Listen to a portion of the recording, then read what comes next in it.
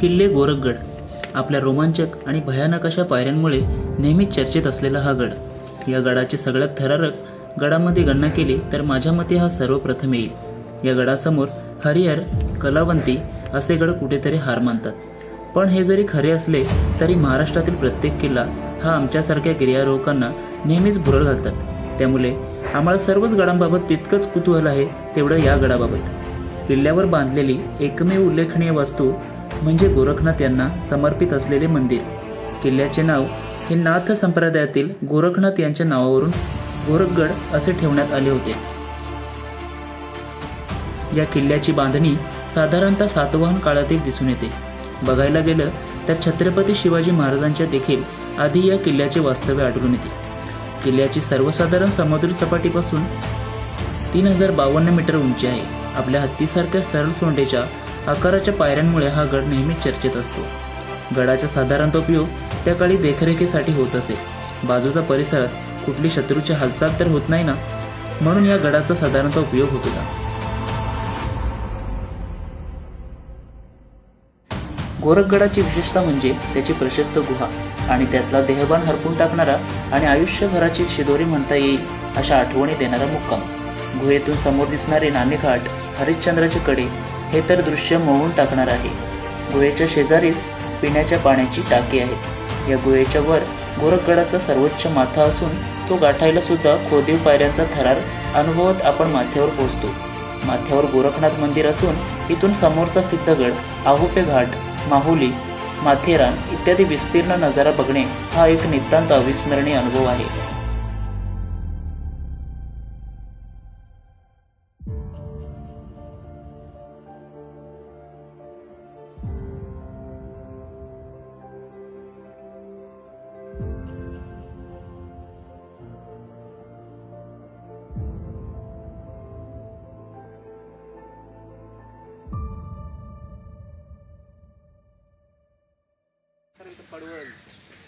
नमस्कार मित्रांनो, पुन्हा एकदा तुम्हा सर्वांचं माझ्या यूट्यूब चॅनलवर स्वागत आहे. आज आपण आलेलो आहोत गोरखगडावर आणि हा गोरखगडाचा प्रवेशद्वार. इथून आपल्याला ट्रेक करायचे आहे आणि आपल्याला इथून आता जाण्यासाठी अर्धा ते 1 तास लागू शकतो. आणि आपल्यासोबत आहे आज ऋतिक आणि भूषण. तर मग चला एन्जॉय करा आपला व्लॉग. आपल्याला गोरखगडास भेट द्यायची असल्यास आपल्याला स्वतःची बाईक किंवा इतर वाहन घेऊन तुम्ही येऊ शकता. गडाच्या पायथ्याशी आंबेवाडी हे गाव आहे. येथे तुम्हाला ST बस सुद्धा मिळेल, पण त्यासाठी तुम्हाला भरपूर वेळ थांबावं देखील लागेल. त्यामुळे तुम्ही तुमची बाईक किंवा 4 व्हीलर घेऊन येत असाल तर अतिउत्तम आहे. आम्ही निघालो आहोत टिटवाळा मुरबाड मार्गे, जो की भिवंडीपासून 35 ते 40 किलोमीटर आहे. भिवंडी ते गोरखगड हा साधारणतः 65 किलोमीटर इतका आहे.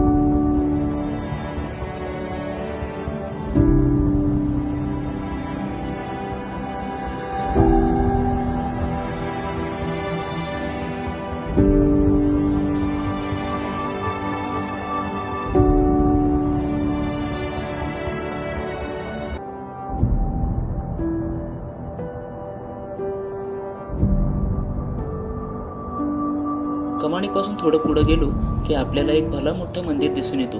मंदिराच्या आत प्रवेश करताच आपल्याला गोरखनाथ आणि विठ्ठल रखुमाईचे दर्शन होते. मंदिराच्या आजूबाजूला पाण्याची व्यवस्थाही केलेली दिसून होती. मंदिराच्या उजव्या बाजूने किल्ल्यावर जाण्यासाठी एक वाट आहे.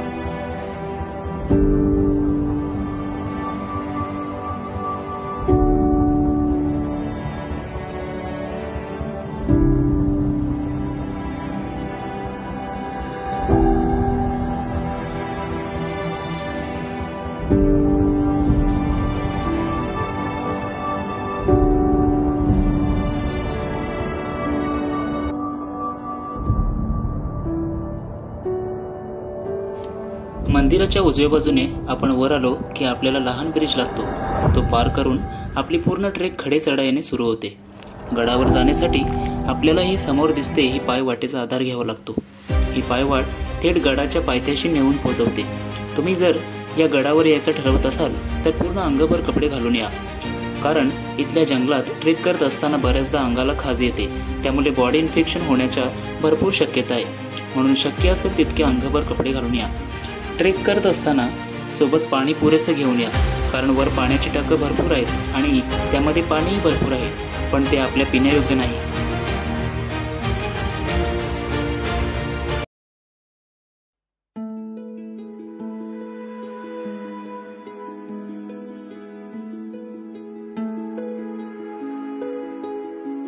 गडावर जसजसं आम्ही वर जात होतो तसतसं श्रीमान सह्याद्रीची भुरळ घालणारी दृश्य डोळ्यांना मोहून टाकत होती.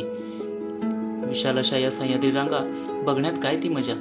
भरपूर वेळ पाणी पडत नव्हता, त्यामुळे डोंगर रांगा पूर्ण स्पष्ट दिसत होत्या. या डोंगरांचा असा हा नजारा पाहून जसा की अंगावर पूर्ण हिरवी चादर ओढली आहे असा नजारा दिसत होता. पावसाळ्यात या निसर्गाच्या सानिध्यात येऊन वातावरणाची मजा काही ओरच.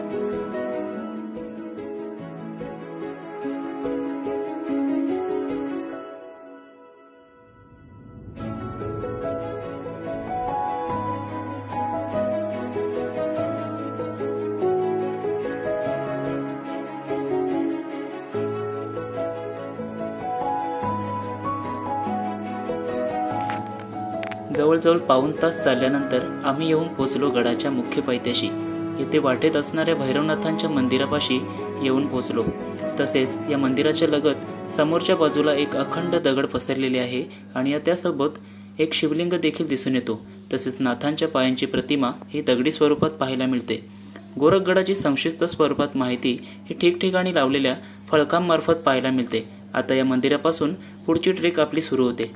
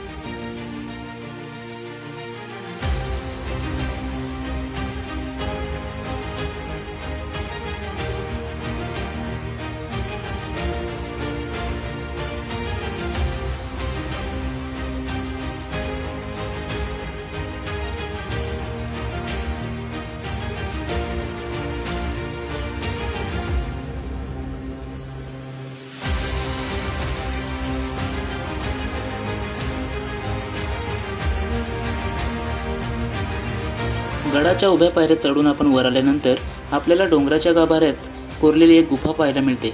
येथे 25 ते 30 लोक आरामात राहू शकतात. येथे पोहोचण्यासाठी खालचे 2 भयानक असे टप्पे पार करून आपण पोहोचतो.